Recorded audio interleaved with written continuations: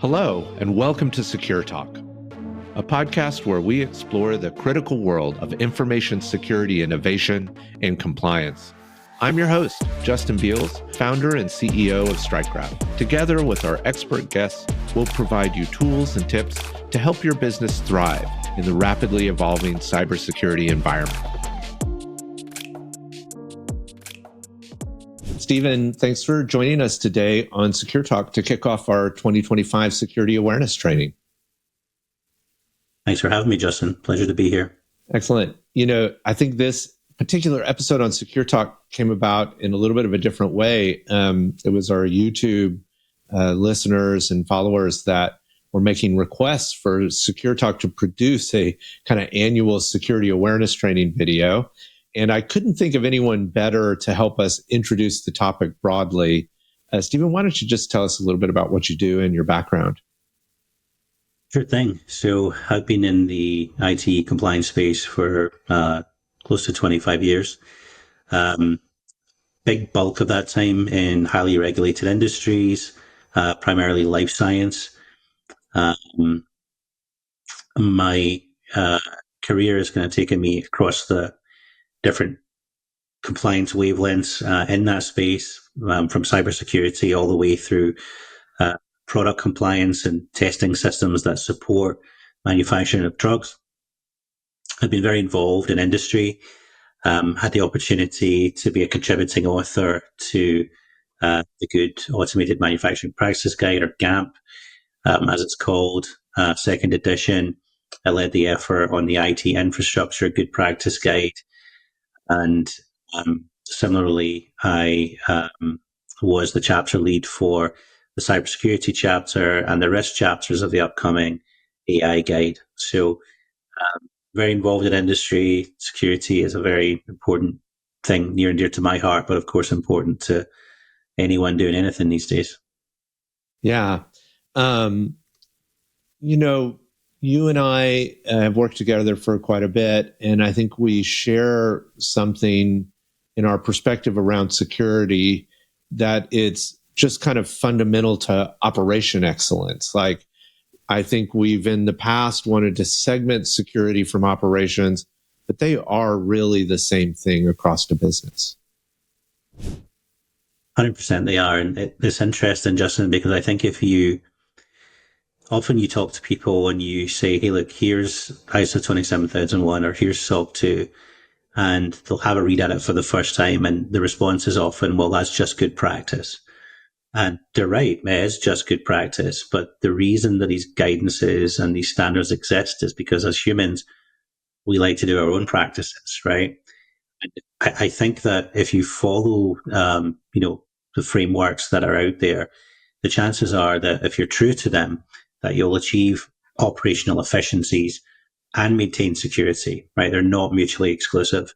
I think when folks head into the trap where their security policy becomes shelfware, it's something they roll out when an auditor shows up, the chances of them having a breach, the chances of them, having, financial loss or reputational loss just increase. So it's really important to understand that operations and security are very much hand in hand, and done right, security can improve your operations. One of the things that I kind of rail against, I think, is something we tend to do. It's a habit we have, is that we think a piece of cybersecurity technology is going to solve our security issue. But the problem there is that we have to operate anything we buy. And if we don't operate it in a secure manner, it won't have any effect on our overall security as well. Yeah, absolutely. It's the old adage, right? A fool with a tool is still a fool. And I think, that's a big challenge, especially with security. I think people, it's like me putting a lock on my front door and then never locking my door, right? Like yes, I have a lock, but I've never used it, right? So without the understanding of what the purpose of the tools are, what the limitations are, what their scope is, people can be drawn into a false sense of security, which often is worse because you have, you're sometimes more exploited than you would have been otherwise. And then certainly the danger is still dramatic. I don't think we've seen any decrease in the impact, the financial impact, or the reputational impact of major breaches, and we've seen some really dramatic breaches. Can you talk to us a little bit about how some of these major breaches or how these security failures kind of translated into true impacts for these businesses and their customers? Yeah, I think there's layers to it, right? Like there's the immediate impact of a breach from the standpoint of, okay, now, have we lost customer data? Right. So everybody now panics about their personal data. The next piece is, do we still have data integrity? The data that remains, even if we can still access it, is it still correct? Right? Does it have the Alcoa principles, right? Is it attributable, legible, contemporaneous, original, and accurate? The minute you have a breach, the minute a third party gets into your data, all of that is in question. Not suggesting that it's out the window, but it's certainly in question. So you have the immediate, where is my data going? You have the challenge of whatever you have left. You have the lingering question about whether the attacker is still in your system somewhere and whether you still have, potential vectors for them to, hit you again or for someone else to do so. So there's, really it's like, getting punched in the face by a heavyweight boxer, right? You're going to be reeling from the all the peripheral things that come with the attack. Then, once you've gathered yourself up from that, the reality of what it means to your business from a market perspective, right? It's going to impact your stock price if you're public. It may start to impact the bottom line as far as loss of trust from customers. There is just so many layers that make security awareness and security preparedness just so absolutely critical to any business. And certainly, I think where you're going and where a lot of our industry has gone is that it's not just about implementing good security, but understanding that breaches do happen, security incidents do happen, and we need to have operational capacity to act in a resilient manner. And that concept of resilience that you point out is critical to operations and security. Very much so, right? And I think if we boil it down to some of the things that we deal with at StrikeGraph, right? You've got the concept of having a process or a control, and then that process or control being provable, and then having tools. You really need all of those elements. You can't have one or the other. You can't have a process that says, if there's a breach, this is what we do, but then you never test that process and you don't have the capacity to execute it, right? Then it's pointless.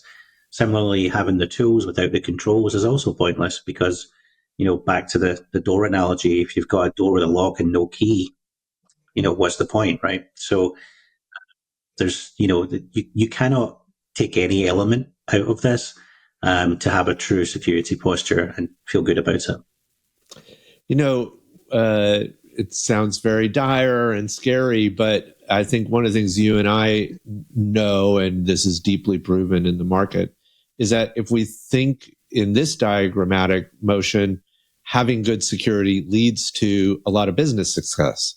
And so, there's an opportunity here as well to be more successful at business by operating good security. Yeah, very much so. And I like that this diagram has security sort of as the foundation as opposed to something that's, on the side or tacked on, right? Because it really is. Every element of your business, every system that you use, every human interaction with data has an impact on security. So building a robust set of controls around that, gives you the foundation where you can, have comfort in your operations and then drive those hopefully towards business success. The reality is the best that we can ever hope for is to drive risk to as low as reasonably possible. We're never going to fully eliminate it, but as low as reasonably possible, allows us to at least, go to bed at night feeling fairly confident that if something does go wrong, we have a plan to quickly remediate it and recover. Yeah. And certainly something we've seen from a business success perspective is a lot of our customers translate the security they operate into credentials in the broader marketplace. They drive trust. They bring new revenue, opportunity for expansion, new markets to work with. So I think that's interesting. And have you seen it as well? Over the last, I think, 5 years, maybe plus some, security's become a revenue driver. 100%. I think if you're a SaaS company today, whether you're selling into the life sciences or aviation or the DIB, even if you're making video games, I'm not sure that anybody would take you seriously anymore if you don't have at least one security certification. It really has become a cost of doing business, and a necessary cost, right? Anytime that you're gathering up information about somebody, or that could otherwise be exploited, I think it's a reasonable expectation that you go ahead and prove to a third party that yes, indeed, you have your act together. So yeah, it's really become a default now, I think, for anybody in that kind of X as a service space. Excellent, Stephen. Well, I think this has been a great kickoff to our security awareness training for 2025. Really appreciate you sharing your expertise and insights. Thanks, Justin. Appreciate it.